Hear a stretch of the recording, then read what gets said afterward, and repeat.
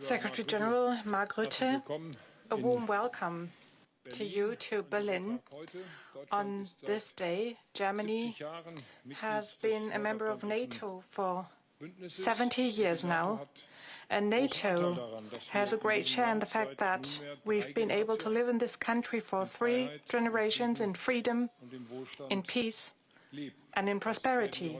We will celebrate this tonight, and I'm delighted that the Secretary General of NATO will join us for the celebrations. In our discussion right now, we look back on the NATO summit in The Hague 2 weeks ago, but we also look to the future, to the work that lies ahead in the coming years. And we know that there is a lot of work ahead after the NATO summit we've had 2 weeks ago. In The Hague, we agreed to massively enhance our capabilities for deterrence and defense. And now we must move on to implementation. We need, firstly, to strengthen our defense budgets. And for Germany, the federal government has set the right track already. This opens us leeway that we need to react to the Russian threat with sober-mindedness and a clear compass. We will use these funds wisely and in a well-planned manner, and we will expand the Bundeswehr to an army that will be a leader in this context. We will procure new equipment in large quantities. We will have a special focus on new technologies. And the Federal Ministry of Defense is working at full speed on this project. We will make these substantial procurements in a way that it strengthens our German and European defense industries. We will closely coordinate with European partners on this matter to improve procurement together and do procurement together. We will bank on simplification, standardization, and economies of scale. You know that this is especially important to me. The number of the systems that we use in Europe is too high. The systems that we have are too complicated, too complex, and we do not use economies of scale in a sufficient manner, so we order systems in too small numbers. We do not do that in order to do someone a favor, but we do it because especially Russia's militant revisionism is threatening freedom, peace, and prosperity in the entire Euro-Atlantic area. We take this threat very seriously, so this is why we are strengthening the European pillar of NATO. We've also briefly discussed the Russian war of aggression against Ukraine. Russia is bombing Ukrainian cities night after night from the air in a targeted manner. Only last night we've seen the most severe bombings and missile attacks since the beginning of the war, and they target basically only civilian targets. It's terrorism against civilians, and it has nothing to do with a war against military targets. I'm grateful that at the same time there have been signals from Washington to reassess their stance on supporting Kiev in terms of air defense. We talked about how we can strengthen Ukrainian air defense. Also, I won't go into detail here, but I can assure you that Germany will continue to make substantial contributions to that. And you know that on this matter and others too, I am in good exchange with President Trump and our partners in the European Union and the European part of NATO. We also intend to increase pressure on Moscow at the European Union. We are working at full speed on finalizing the 18th sanction package. We are still waiting for the approval of one member state of the European Union. All of this serves the purpose to finally get Russia to the negotiating table and pave the ground for a ceasefire. I am grateful that we were able to discuss these questions in NATO, and I'm grateful that we were able to discuss these questions as European partners within NATO and that we all agree. And I'm grateful to the Secretary General for having acted with so much skill and tact, also in the during the NATO summit in The Hague 2 weeks ago. I said it this morning in the Bundestag, and I will reiterate it. We are ready and willing to fulfill our obligations, not to please NATO, but to enhance our collective security. And if Germany hadn't taken that path, I think the NATO summit in The Hague would have had a different outcome. So we not only did something for ourselves, we did it for our collective security in Europe, and we will continue to do that. And I'm happy that the Secretary General sees it the same way, that he appeals to our responsibility, and thank you for the great exchange that we've had so far. Chancellor Merz, lieber Friedrich, thank you for the warm welcome, and it is great to be back in Berlin. At our summit in The Hague last month, allies made decisions that will fuel a quantum leap for our collective defense, with an agreement to indeed invest a historic 5% of GDP in defense. This is necessary to respond to the profound security threats we face, from a resurgent Russia, terrorism, cyber attacks, sabotage and fierce global competition. And this is also an important commitment by European allies and Canada to rebalance defense spending with the United States and put therefore an end to decades of debates about fair burden sharing. The summit in The Hague laid the foundations for a stronger, a fair and a more lethal NATO. And I want to thank you personally, Friedrich, for your leadership. You supported this important goal from the beginning. In The Hague, you announced that Germany wants to reach the 3.5% for core defense requirements, not in 2035, but already in 2029.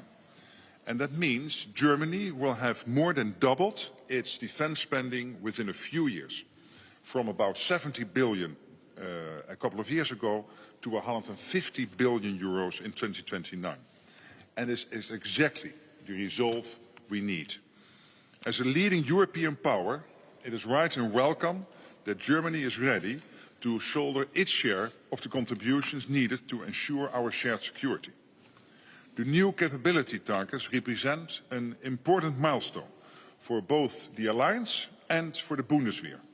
Meeting them will greatly increase the strength of your forces, and your contributions are already crucial for our shared security. Germany leads our forward land force in Lithuania, which you are building up to a full brigade.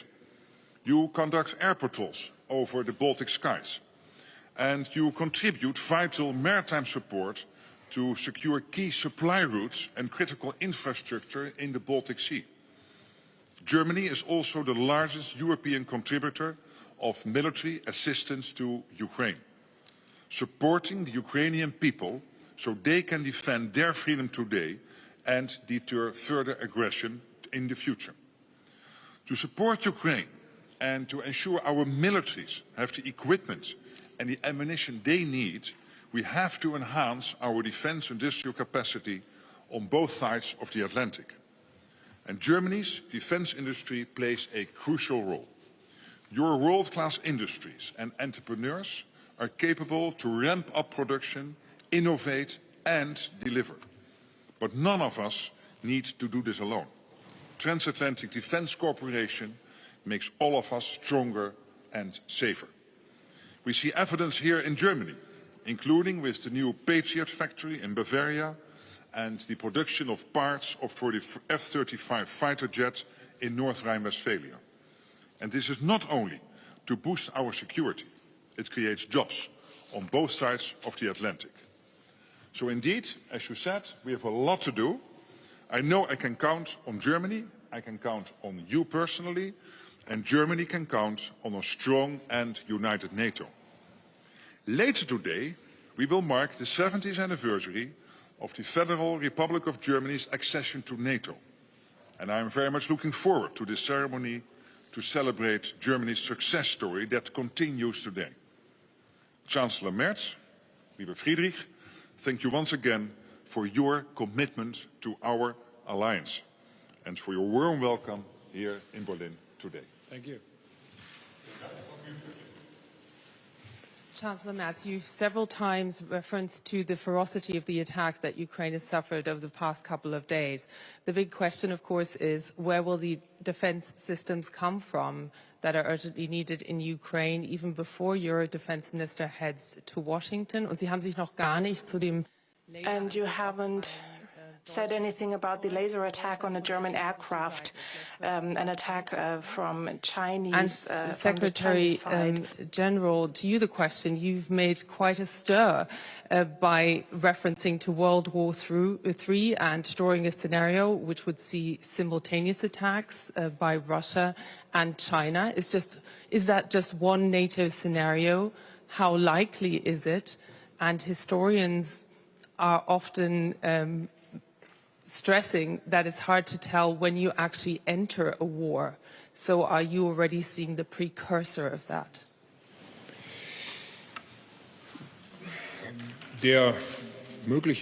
Well, the possible or presumed laser attack on a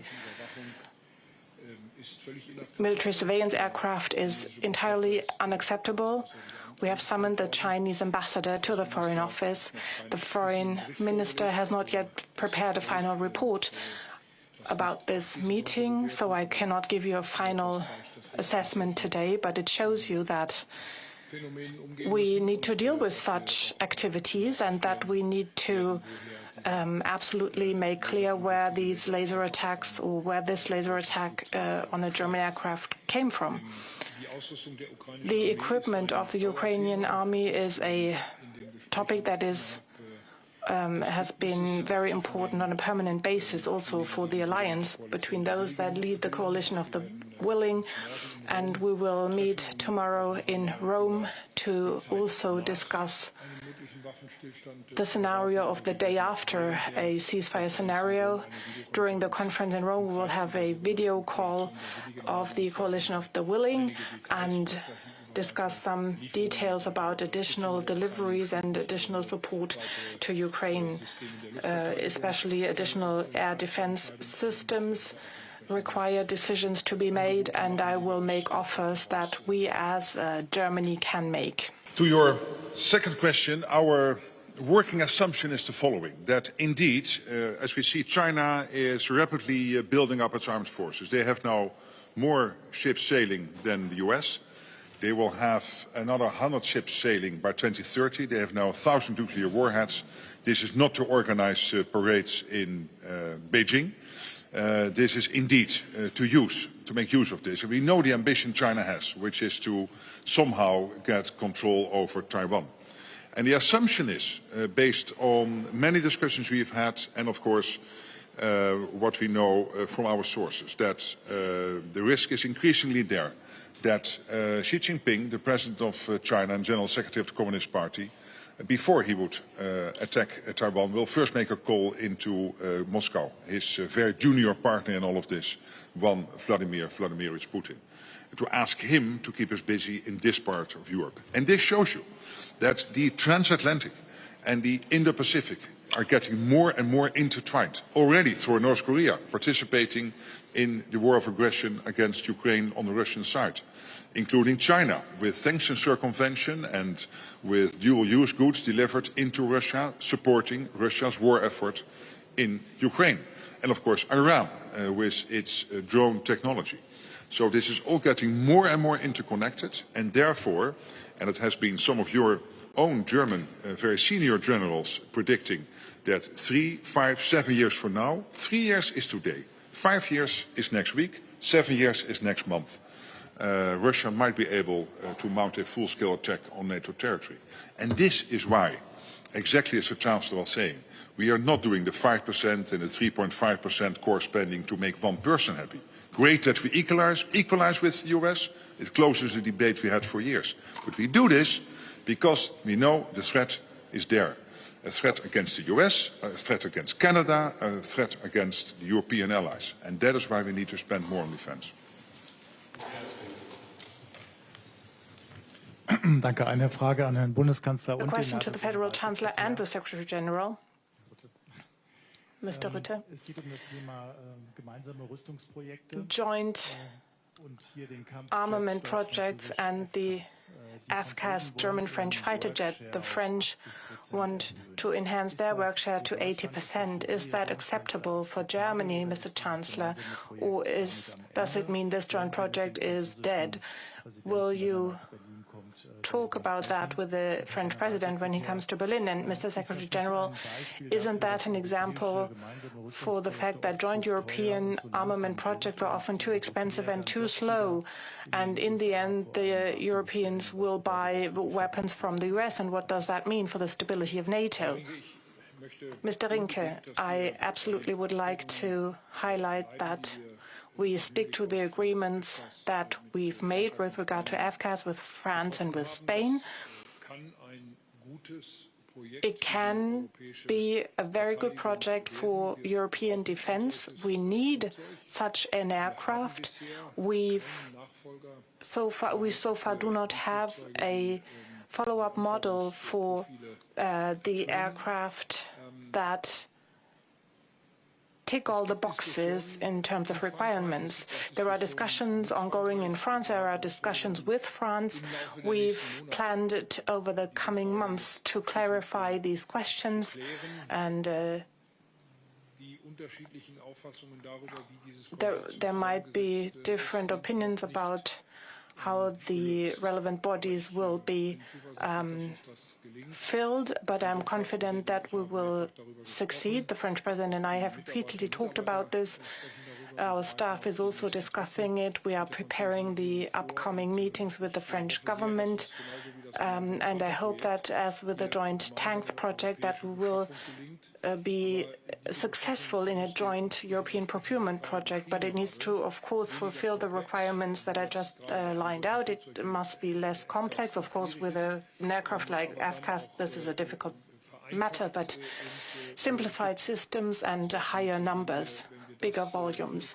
And if we succeed in doing so, it will continue to be a project that is worthwhile making political efforts for. And I'm very confident that we will succeed, but we are not there yet. We have not yet reached a And then to your result. second question, the problem is not the US or Europe. The problem is that we are simply in the US and in Europe not producing enough. It's getting better. But the fact that, as we speak, that Poland, Romania and Estonia are buying into the Republic of Korea because it takes too long to get whatever you buy from the US or from Europe, that is the problem. So that's why we need to collectively ramp up production. That means including trying to prevent barriers between countries. We know that there are many cross-country company contacts and cross-country projects. I was visiting in November a Rheinmetall factory outside Rome, and the Italian Prime Minister was saying, "You're going to visit one of the most impressive defense industrial projects in Italy." I said, "Rheinmetall is a German company." Yeah, no, it's Italian, Mark. You misunderstand that. And this is exactly what we need. That we understand that the problem is not whether it is a German or Italian or a French or a US company. The problem is we are not producing enough. And when you buy a Patriot system today, it will be delivered in 10 years. And then the question is in the morning or the afternoon. Why is that important? Because in the afternoon the F-35 will arrive. So we need to have the extra production lines. We need to have the extra shifts. Please, no barriers. No problematic bureaucratic procedures between countries and companies. That's what we need. Because our deterrence, yes, is money, the 3.55%. But when it comes to the actual day-to-day business, it is about defense industrial output and to have the soldatinnen and soldaten ready to indeed, the men and women in uniform, to protect NATO territory. Vielen Dank. Vielen Dank. Count on Germany. Ladies and gentlemen, we are ready, together, on both sides of the Atlantic. I have trust in NATO and the people that make it strong. Distinguished guests, over many years, many of you have contributed towards the success of this unique alliance. Many of you risked a lot, if not everything, for our security, so you have earned our respect, our appreciation and our gratitude. In this day and age, we need to stand by each other when push comes to shove, for our alliance and for Europe. Together we are stronger. Thank you very much.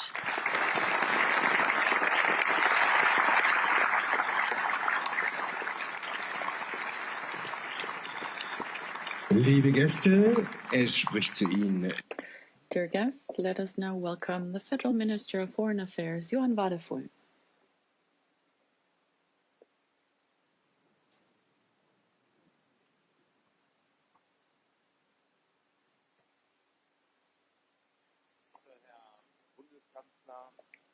Federal Chancellor, Federal Minister Pistorius, dear Boris, Secretary General, dear Mark, dear colleagues from the German Bundestag, Excellencies, members of the Bundeswehr, ladies and gentlemen.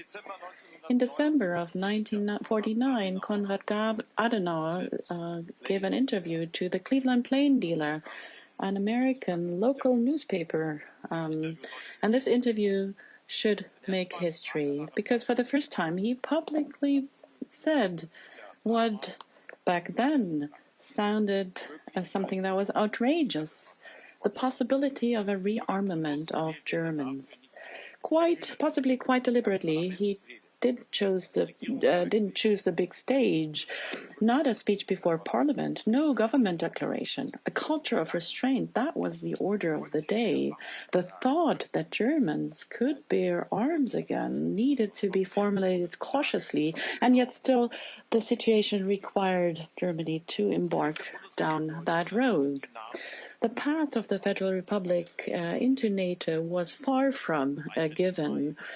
Its accession in May 1955, ladies and gentlemen, 10 years after the end of this atrocious war unleashed by Germans on this continent, that was a foreign policy milestone. And this is something that tends to be overlooked in German debates. It happened before the Bundeswehr was established in November of the same year.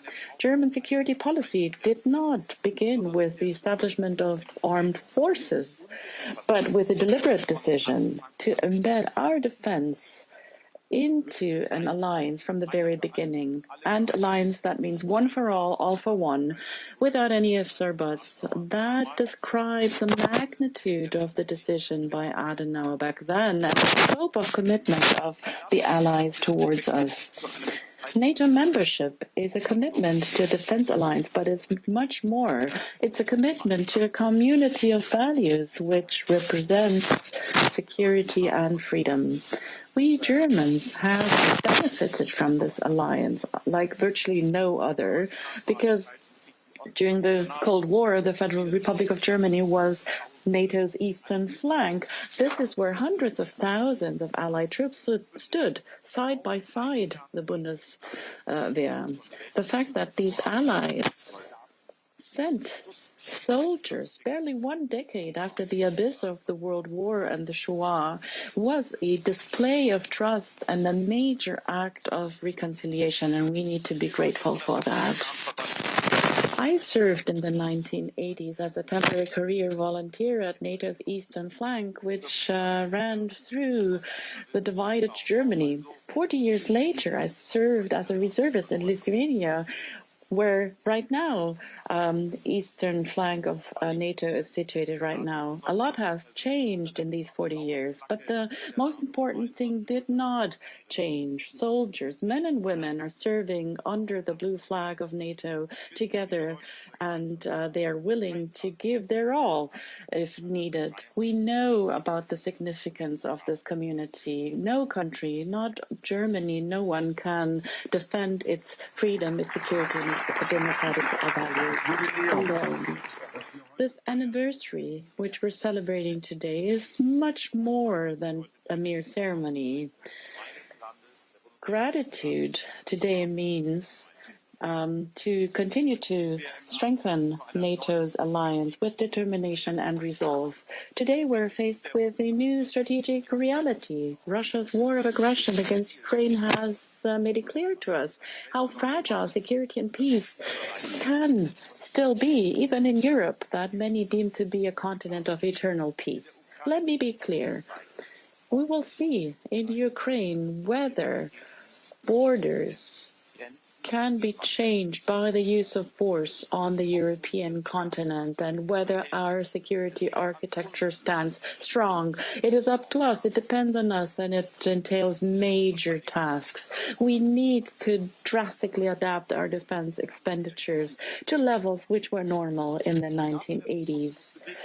NATO of the future needs to become more agile, more determined, and more superior, technologically speaking. And we took major decisions during the NATO summit. And after the summit, we're talking about essential things: our credibility, the credibility of our deterrence, and our military capabilities. We must and will accomplish this Herculean task. Our strength lies in unity.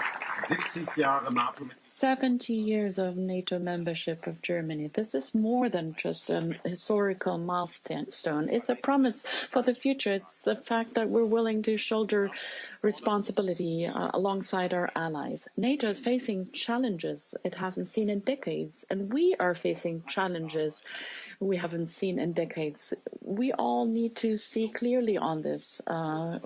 We who are bearing political responsibility.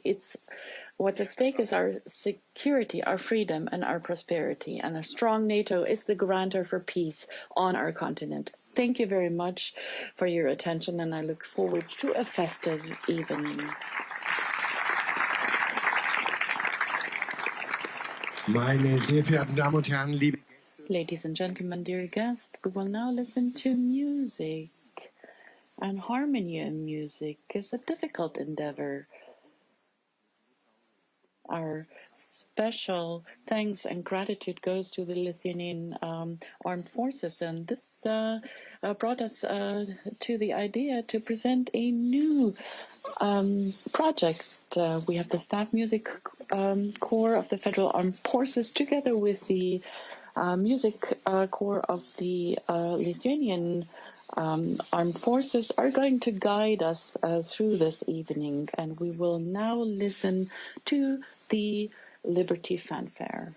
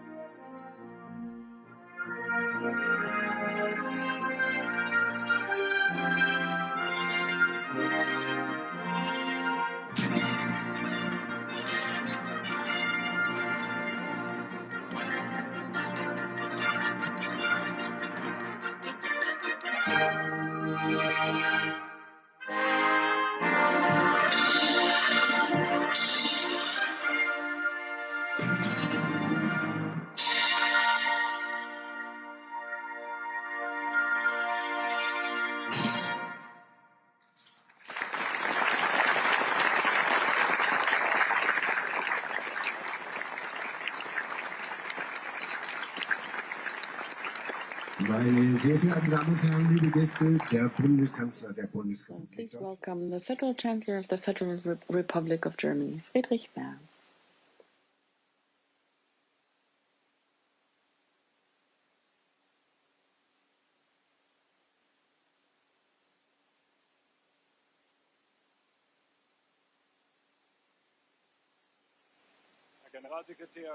Secretary General, Ministers,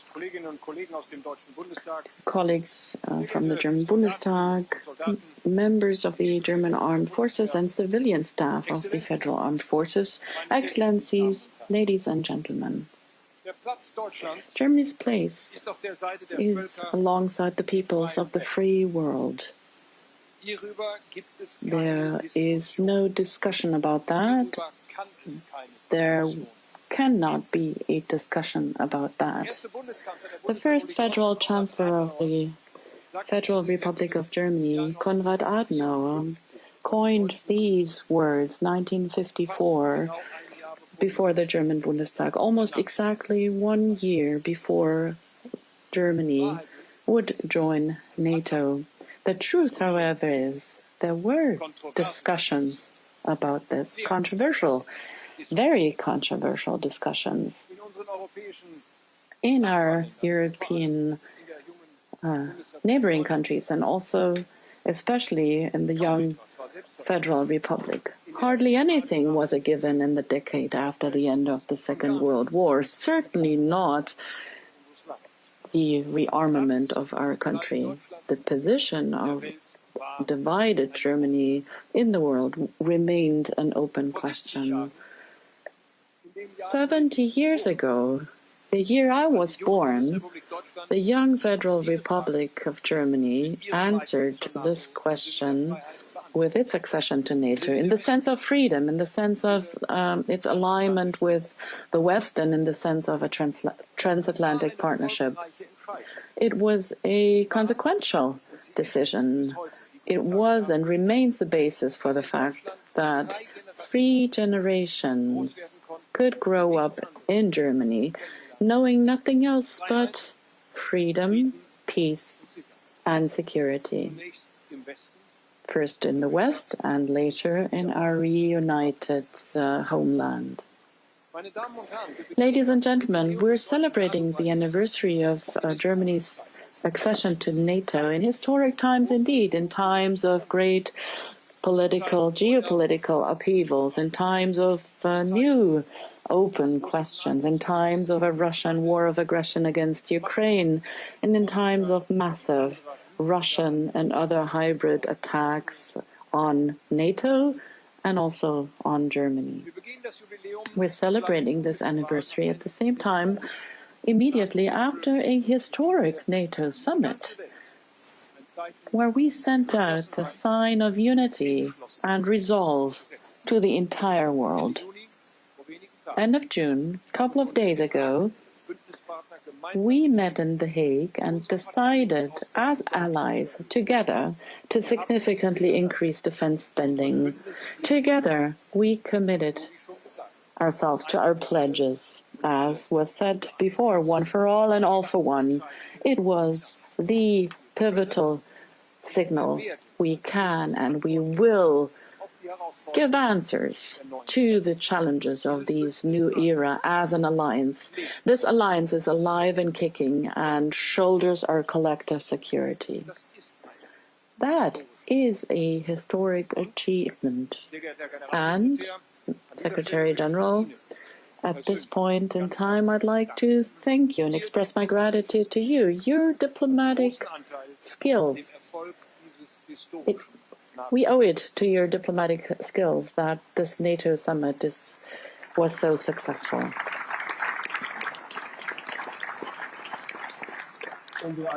Our alliance can be glad that we have such a unifying and at the same time energetic and active Secretary General at the helm of NATO. Ladies and gentlemen, in Germany, we put our noses to the grindstone. We had to catch up a lot. We have to be honest. Germany, far too long, was not willing to pay for its own security because seemingly it worked out the way it did. Raised eyebrows on the other side of the Atlantic, the warnings of our partners in Central and Eastern Europe against the backdrop of an aggressive and ever more aggressive revisionism were far too often simply shrugged off. In spite of the Russian attacks on Georgia, the occupation of Crimea and the Donbas, it took Russia's war of aggression against the entire Ukraine until finally also Germany and people realized that our defense capabilities is not a task that we can procrastinate or outsource. It is in our best intrinsic interest, and it is our very own task today. The Ukrainian cities attacked by Putin's Russia up until last night, they hardly are 2 hours away from us by plane. The provocations and aggressions emanating from Russia's shadow fleet, they happen in the Baltic Sea. These acts of sabotage, Putin's hybrid warfare, are directed at our critical infrastructure, our social cohesion, and our democratic stability. Putin's murders, the murders he commands, happen in the midst of Europe, here in Berlin, just a few yards away from this location. So the situation is serious indeed, and this is why we say today, on this important day, we are fully convinced, and we say we take our responsibility seriously to defend the freedom in the Euro-Atlantic sphere, something that we committed to 70 years ago with our accession to NATO. And we take it seriously, not just in words, but also in deeds. A few weeks ago, we amended Germany's basic law in the German Bundestag in order to be able to allocate the necessary funds for defense. The federal budget now reflects our increase in defense spending, and we are doing everything in order to turn the federal armed forces into the strongest conventional army in the European Union, as it is appropriate for a country our size and with our economic clout, and as it is rightly expected by our allies. Let me express my gratitude to our Minister of Defense, Boris Pistorius, who, with a lot of expertise and energy, has been promoting this reorientation of the federal armed forces, the Bundeswehr, in the past years. Thank you very much. And I would like to also thank the members of the German armed forces who are serving these days. You serve on behalf of freedom in Germany, but also at NATO's external borders or elsewhere, where we need to prepare diligently for every scenario.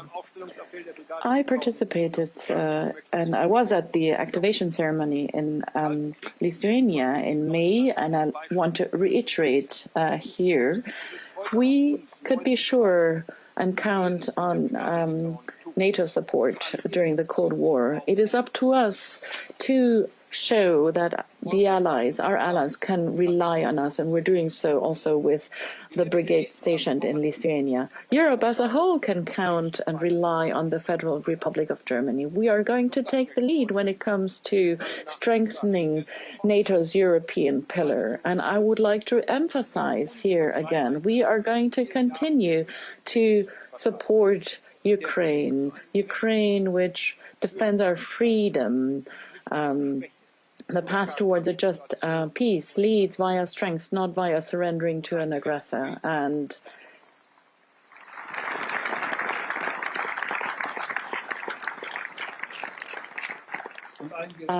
a just peace, yes, this is what we want for the freedom and the security in Europe and in the transatlantic sphere.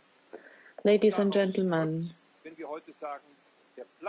this is also a consequence and a conclusion when we say Germany's place is alongside the peoples of the free world.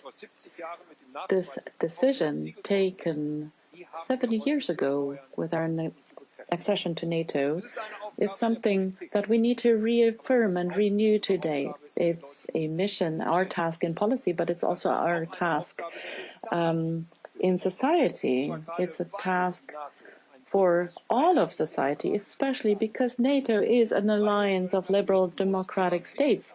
Free peoples live from their midst, and the foundation of values that shoulders NATO and keeps NATO together depends on the center of societies, the middle of societies, and that means that we're all called to live freedom and responsibility in all generations, in the entire society, in all parts of the country. Vigilance is the price of freedom, and at the same time, we as Germans know from historic experience and in a very special way, the value of freedom is priceless. To be able to live in freedom, in peace and security, this is the greatest gift that was given to us who were born after 1955, and at the same time, it's the largest, the biggest achievement. And we're fortunate to participate and partake in this achievement.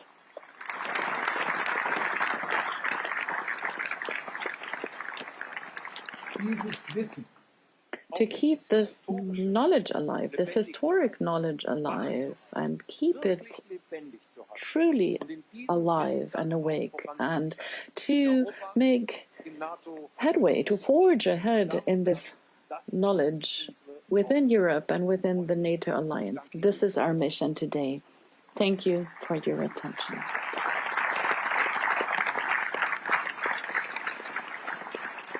Dames en heren, de secretaris-generaal van de NAVO, de heer Mark Rutte, meine Damen und Herren, der General... Ladies and gentlemen, NATO Secretary General Mark Rutte.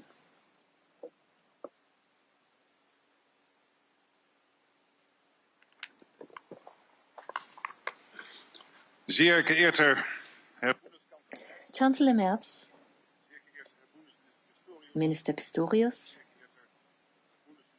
Minister Wadefuhl, dear Friedrich, Boris and Johann. Members of the Armed Forces, Excellencies, ladies and gentlemen.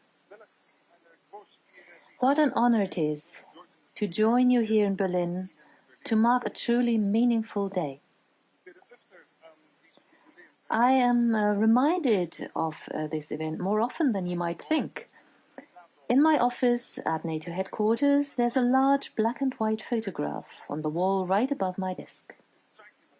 It captures the moment the Federal Republic of Germany signed the Protocol of Accession to NATO. That was in October 1954. This paved the way to Germany's formal accession to NATO a few months later, on the 9th of May 1955. This historic event we celebrate today. In the photograph, you can see 14 foreign ministers of the alliance sitting at a table at NATO headquarters in Paris, where it was at the time, with the Eiffel Tower clearly in view. The French Foreign Minister Pierre Mendès France is the one signing the protocol. And a symbolic act, with Konrad Adenauer standing beside him. Just imagine a former member of the Résistance signing a document which sets the course for the collective defense of Germany, France, and other allied nations, barely 10 years after the end of the Second World War.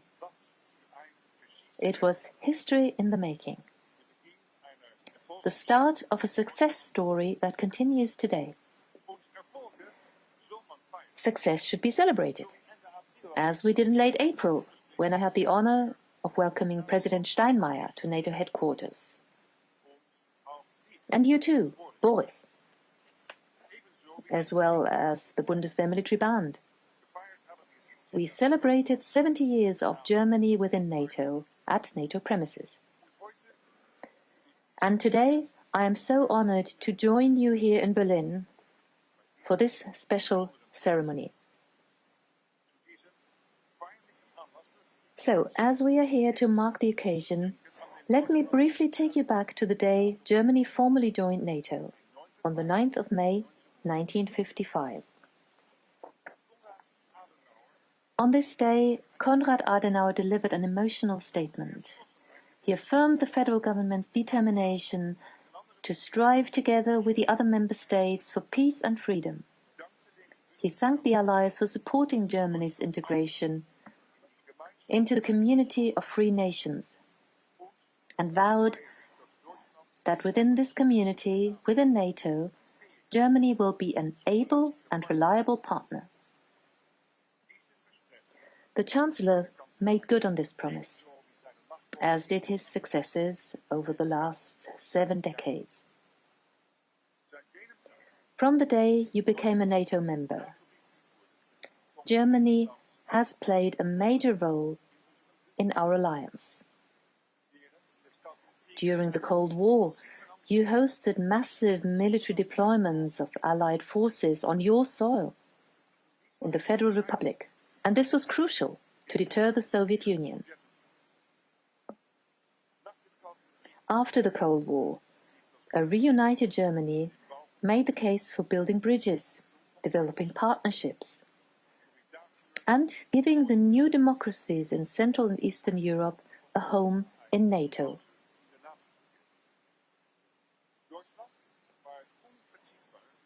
Germany has been indispensable for NATO's success in military operations beyond our borders. Germany sent aircraft and then deployed forces.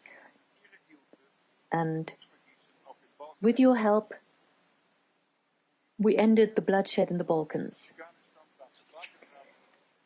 And your troops in Afghanistan helped ensure the country would not be a safe haven for international terrorism. And in their service to our shared security, German soldiers have paid the ultimate price.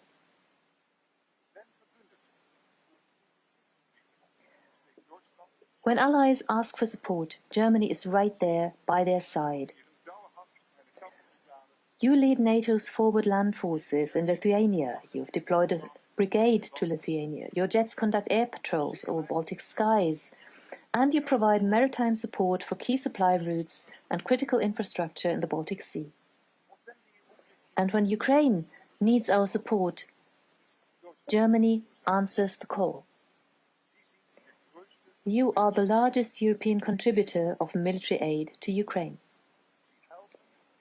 helping the Ukrainian people defend their freedom and their sovereignty. You host the NATO command in Wiesbaden that coordinates the provision of military equipment and training to Ukraine. And you provide critical air defense for a logistic hub in Poland that helps ensure that the support Ukraine needs gets where it needs to go.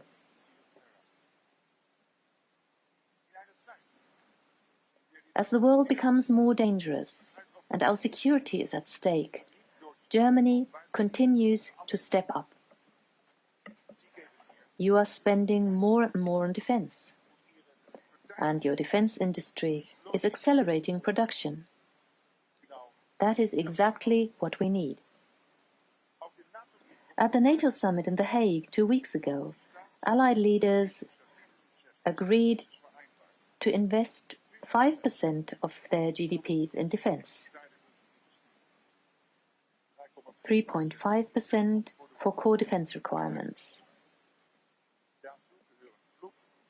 This includes air and missile defense systems, tanks, aircraft, drone, ammunition, and more. It's what we need to protect our 1 billion people living on the territory of the Alliance. Chancellor Merz, dear Friedrich, in The Hague you announced that Germany intends to reach the 3.5% goal, and not in 2035, but as early as 2029. By 2029, you plan to invest 150 billion in defense. That means you will have more than double the amount in less than 10 years. That is remarkable. This is leadership. This is leadership. Germany is a driving force in our alliance. Your leadership and decisive actions are what we need to build a stronger, fairer, and more lethal NATO. And it is what we need to preserve freedom and security, now and in the future. The world has changed profoundly since May 1955. But Konrad Adenauer's words that he spoke that day still hold true. Able and reliable. Thank you, Germany, for everything you do for our alliance.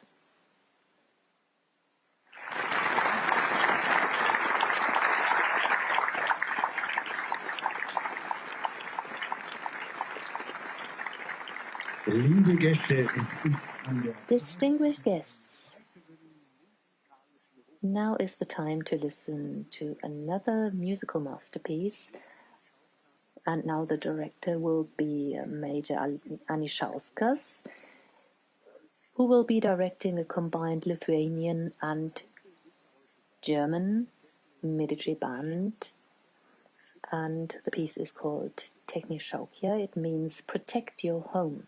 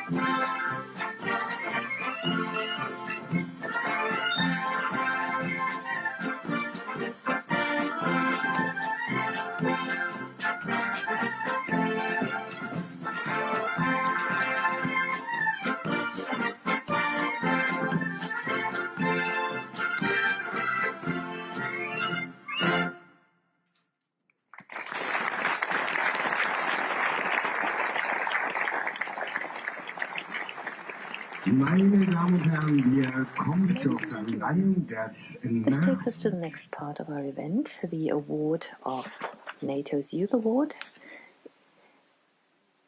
to be carried out by our Minister of Defense, Boris Pistorius. And can I ask Julian Engelhorn, Julius Timmermann and Malte Lauterbach to come here. They are here. But before I start, I would like to thank the members of this joint German and Lithuanian band. Thank you very much for this wonderful musical accompaniment. Ladies and gentlemen, distinguished guests, on the occasion of the 70th anniversary of Germany's NATO membership, we asked young people for their view on the question, what does NATO mean for me today and in the future? That was the question we asked. The answers we got in the shape of numerous essays were impressive in their clarity, their depth and their earnestness. The answers clearly show how far Russia's brutal aggression against Ukraine has affected this generation. The contributions we received, of course, reflect the concern that many young people feel about how to secure peace and prosperity in Europe in the future. One message was reflected in many contributions. For many young people, NATO is far more than an abstract alliance. It is a beacon of hope. For them, the alliance with our transatlantic partners stands for freedom, stability, and a secure future. At the same time, the authors of these contributions clearly say what they expect NATO and the German government to do. They demand that NATO must do more to adapt to the new threats that we are facing in this digital age, and they wish for Germany to take on a leading role within the alliance. I am pleased that the young people are not trying to shirk away their responsibility. They are aware that security cannot be the sole responsibility of states and institutions. It is a task for society as a whole, a task that affects us all. Ladies and gentlemen, many of the decisions on our security agenda directly affect young people. It is very often about their future. We incur debts in order to defend our freedom and security. We ask them to do military service and to sacrifice part of their lives for the security of our country. This is why it is important to actively involve young people in security debates and to take their positions into account. So I'm particularly pleased to see that apart from the winners of this award, we also have representatives of youth organizations in the security fields and representatives of Bundeswehr training facilities here today. Your commitment represents many young people in our society, and it clearly shows the next generation is not content to watch. They want to participate, and they are prepared to take on responsibility. Mr. Lauterbach, Mr. Timmermann, Mr. Engelhorn, let me now talk about you, the winners of this year's award. The three of you convinced the 5 experts on our panel of judges, to whom I would like to express my gratitude. Your essays convinced them more than any others. Julian Engelhorn, you have reached 3rd place, and at merely 18 years, you are the youngest participant of this competition.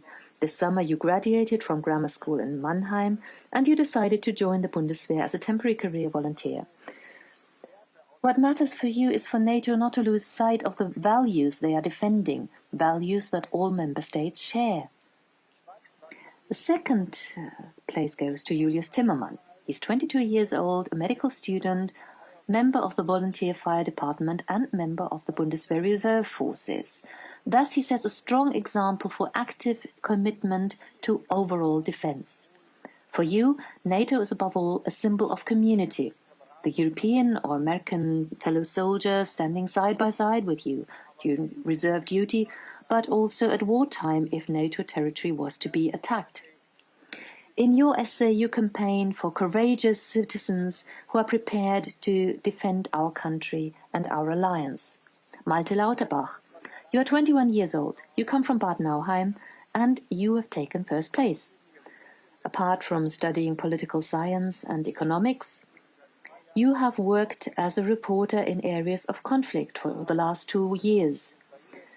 This work has taken you to Ukraine and the Middle East, among others. In your essay, you give us a graphic description of your experiences during a drone attack on Kiev in 2024. For you, NATO is the force that prevents this reality of war that you experienced firsthand from becoming a reality for us here. Congratulations to all of you. Your essays prove the different angles from which young people look at this question and how important it is to include you. You and your co-competitors have shown young people are, of course, ready to take on responsibility. You want to shape the future. You have energy and ideas. I wish you all the best for your future. Remain hungry, remain active and curious. Ask questions and make contributions, make proposals. It is this lively exchange of views which helps our society move forward. Thank you very much.